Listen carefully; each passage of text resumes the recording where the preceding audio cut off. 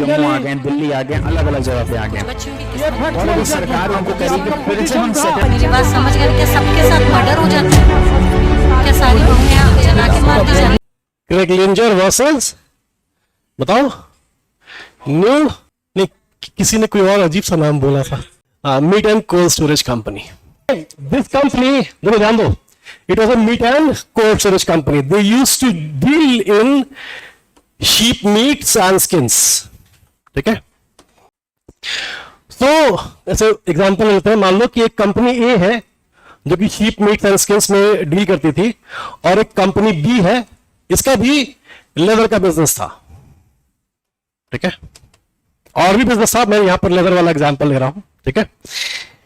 तो यहां पर क्या होता है, company A, this is the company A, company A ने कंपनी बी से लोन लिया और मॉर्गेज किया, ठीक है, अपनी इमूवेबल प्रॉपर्टी को, देयर वाज अ मॉर्गेज, जो भी इमूवेबल प्रॉपर्टी रही हो, अब मुझे पता नहीं इमूवेबल प्रॉपर्टी क्या थी, हाउस या फैक्ट्री मान लेते हैं कोई भी, और इसके साथ ही तो बोला कि हमारी इमूवेबल प्रॉपर्टी है, हम आपको दे रहे हैं सिक्योरिटी पे, और इसके बदले हम लोग लोन ले रहे हैं। यहां तक तो ठीक था, but then what happened was कि इस कंपनी ए ने बोला कि जो शीप मीट्स एंड स्किन्स हम लोग बेचते हैं, बिकॉज इनकी लेदर की फैक्ट्री थी, तो बोला कि स्किन हम लोग परचेज करना चाहते हैं, तो ये बोलते कि ठीक है हम लोग आपको पे कर देंगे मार्केट प्राइस से बिलो लेवल पे, ठीक है। और ये था एक कोलैटरल बेनिफिट, बोला कि आप किसी और को नहीं बेचोगे, आप ये स्किन है शिप स्किन्स, ये सिर्फ हमें बेचोगे, ठीक है। तो ये था इसका एक कोलैटरल बेनिफिट कि ठीक है हम लोग ये स्किन्स और किसी को नहीं बेचेंगे, सिर्फ और सिर्फ एक्सक्लूसिवली आपको बेचेंगे। आ रहे हिमानी आते हैं, ठीक है। तो ये था हमारा mortgage, this was a collateral benefit, ठीक है।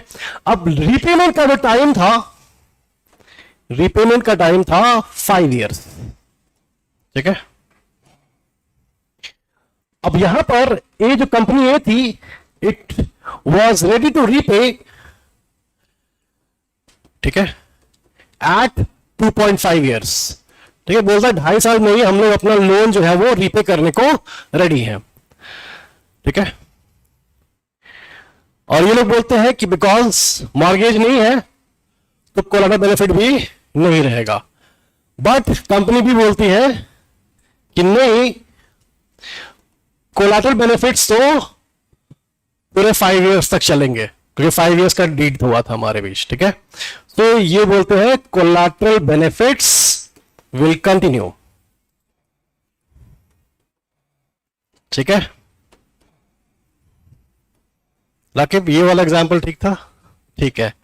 अब बताओ कि क्या collateral benefits are they clog on redemption और नॉट, है ना? कुणाल नहीं है? अच्छा, कितने लोगों को लगता है कि है, कितने लोगों को लगता है कि नहीं है? बाकी को कोई मतलब नहीं, अदम कोई मतलब नहीं ओके, गलत है, ओके ठीक है। चलो देखो, पहली बात, इस क्वेश्चन का स्ट्रेट फॉरवर्ड आंसर मत देना, ठीक है, बिकॉज इट डिपेंड्स। ये केस लॉ इंग्लिश लॉ में फॉलो किया जाता है, हमारे यहां नहीं फॉलो किया जाता है एक्चुअली। और इसमें एक्चुअली बोला गया था कि ये क्लॉज ऑन रिडेम्पशन नहीं है, और उसमें उन लोगों ने गाइडलाइंस भी दी थी कि क्या क्या क्लॉज ऑन रिडेम्पशन हो सकता है कोलैटरल बेनिफिट्स में, ठीक है। पहले से लिखो, the court held that it did not amount two clause on redemption and also laid down the collateral benefits can be a clog only in the following circumstances. Number 1, it was unfair or unreasonable. Number 2, it was in the nature of a penalty. And number 3, it was inconsistent with the legal or equitable, ठीक है। Important case law है, prelims से भी आएगा, mains से भी आएगा, but this is not the law followed in India. ये केस लॉ हमारे यहाँ फॉलो नहीं होता, इसके नीचे एक स्टार मार्क करके लिखना, not followed in India. Subscribe for more content.